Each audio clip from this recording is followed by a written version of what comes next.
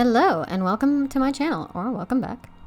For today's video, it is going to be a time-lapse of my Shadowheart digital painting. It was quite hot these couple of weeks, so it was a little bit rough in just figuring out what I was gonna paint, how I was gonna do it, and I just settled for iPad again because it was easiest to grab and go with wherever the most comfortable space was to actually draw in. I'm not really that mobile with my recording setup and everything like that, so no traditional painting time lapses for now. Hopefully the next video will be something of a finished traditional painting because I'm really itching to do more of that. I did actually do a tester and do two mini paintings, one of Finan from HSR and also of Shadowheart, so I might want to try those out some more. So I chose to do Shadowheart because I really have been enjoying the character. I have not finished playing Baldur's Gate 3 just yet though. I just finished Act 2. But I feel like it's been dragging on for so long because I think I started in November maybe this game, whenever there was a sale or something, one of those like first winter sales or something on Steam. So my problem is not with like the game content itself. I was having a great time with it and everything. It's just at some point, I don't know if it was like some patch, I don't remember what the number patch was, but it was a major patch that came out, and after that my game just kept crashing over and over again. Sometimes at the most important things where I was just like, I'm just about to finish this stupid long battle or something, that's when the game crashes. And also that's when I discovered you can actually save mid-battle at any freaking point. So that's what I kept doing. I have so many save files now of Baldur's Gate.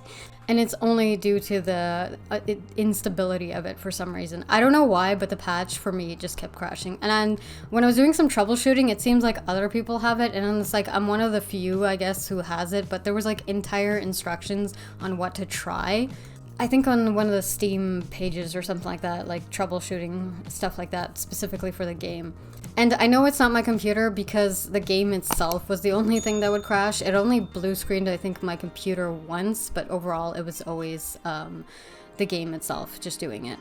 So there was like literally no consistency to why, because there was nothing I changed about my computer.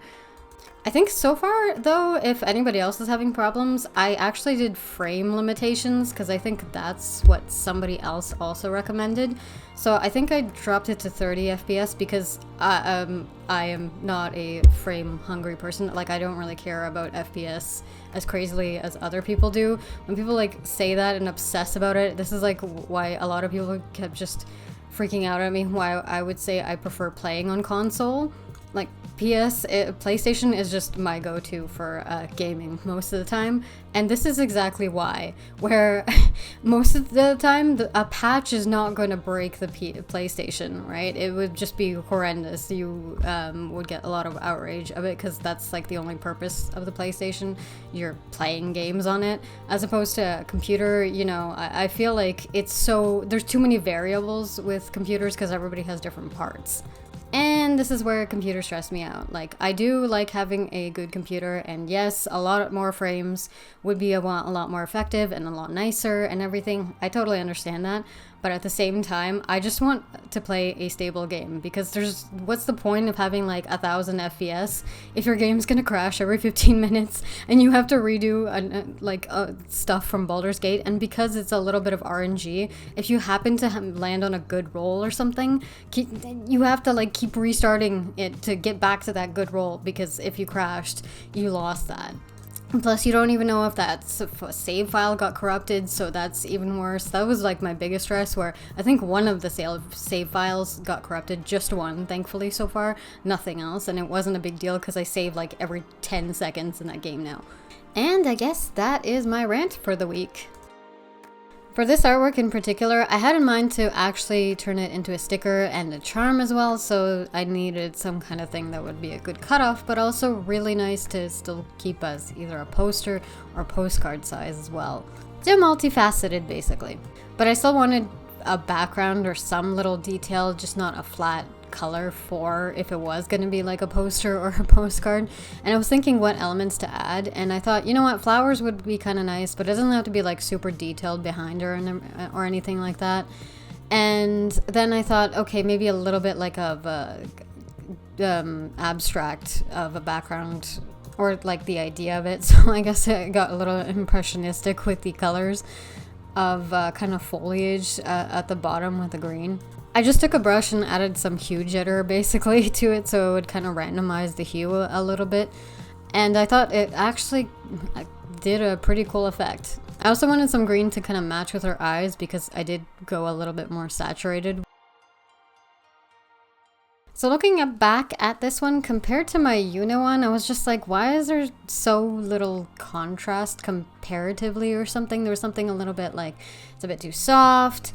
And then I realized for the Yuna one, there was already a gradient map and a little bit more contrast levels adjusted in the end for it. So I did end up doing that in Clip Studio, like spending 2 seconds on that one for this, for the final result as well. I guess that's the trouble with digital artworks, where it's kind of gonna look different on every single screen. So for the symbols on the actual objects, I just used, I think, one of those luminance brushes in Procreate, which was just perfect for this. I think I set it to red, and I just gave the exact effect I needed. So yeah, lazy simple way for when it comes to digital. I was thinking of maybe trying to do something similar and trying it out traditionally and see how it goes, because I've seen plenty of traditional artists make fantastic glowy stuff, so I would like to also be able to recreate it traditionally, because I feel sometimes like certain brushes can be such a crutch, and it's really cool to have the effect. And I still respect everybody for doing the amazing artworks regardless of what brushes you're using or whatever. It's just, I personally really enjoy being also able to recreate it in a more complicated way, just for the fun of it.